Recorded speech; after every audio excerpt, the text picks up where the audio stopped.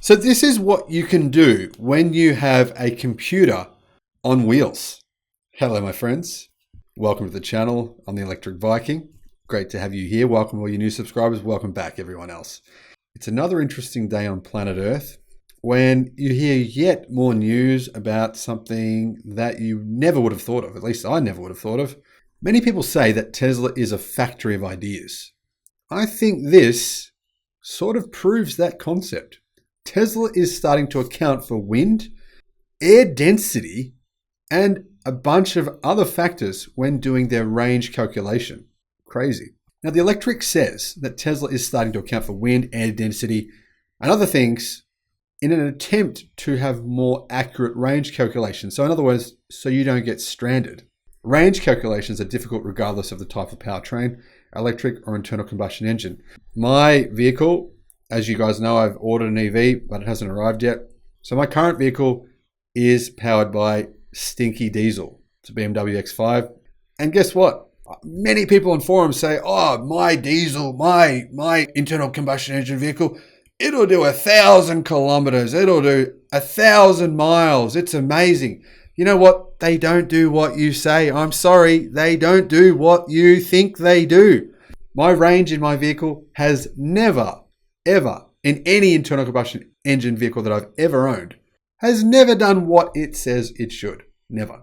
And unless you're one of these grannies, you drive like the slowest granny on the face of the universe and you just annoy the hell out of everyone and you somehow magically avoid every red light and you live in the countryside, you're not going to get the claim range.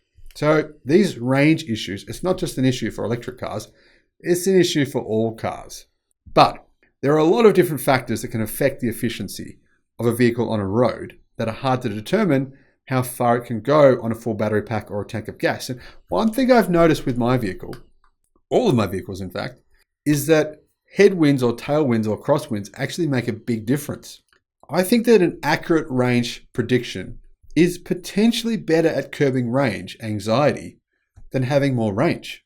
Really knowing what your vehicle will do, I think, is possibly even more important than having, say, 10% more range. What do you guys think? Let me know in the comment section below if you agree with that.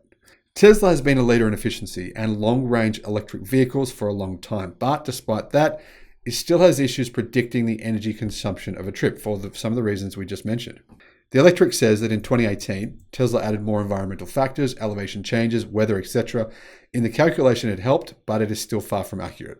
You put a destination in the system and Tesla's TripAdvisor tells you how much energy you will have left by the time you get there, but it's not rare to see the amount of energy go down fast as you drive.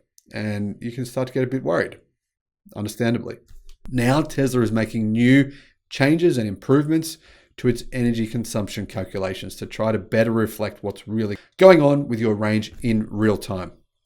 Tesla is making a new software update, 2022.8.2, that includes a few UI changes, better charging calculations, and a preconditioning update. Now, Tesla hacker Green found a few more changes under the hood with this new update.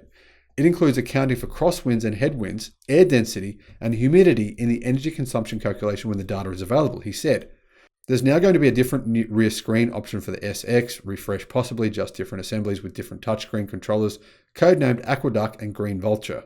Model 3 gets a new trunk liftgate vendor. The interior cabin radar finally starts to get signs of life, so it might come live relatively soon. Trip energy accounting now takes into account cross, headwinds, air density, and humidity when available.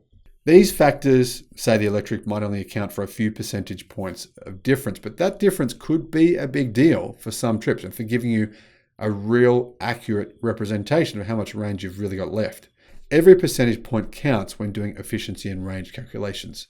Green did note this feature might only be available in China for the next few months, but it would then come online later on in other countries.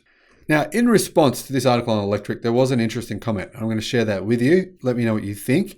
Despite having at least 7 different range predictions available on Tesla's display, the one that matters and the one that is head and shoulders above everyone else is the state of charge at destination when that destination is entered into the navigation system.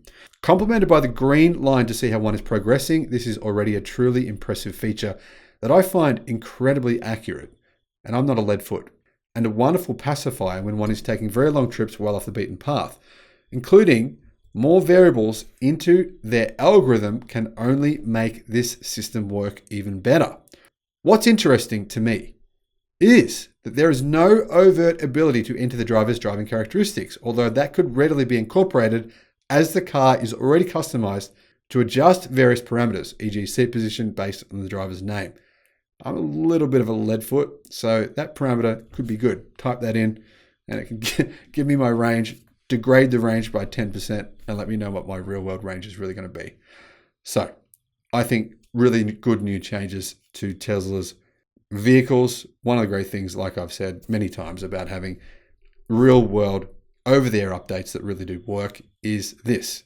And all these things start to add up over time. They all add up to being one of the reasons why Tesla vehicles are probably more impressive than they first might appear on paper. Do you agree? Do you disagree? Let me know in the comment section below.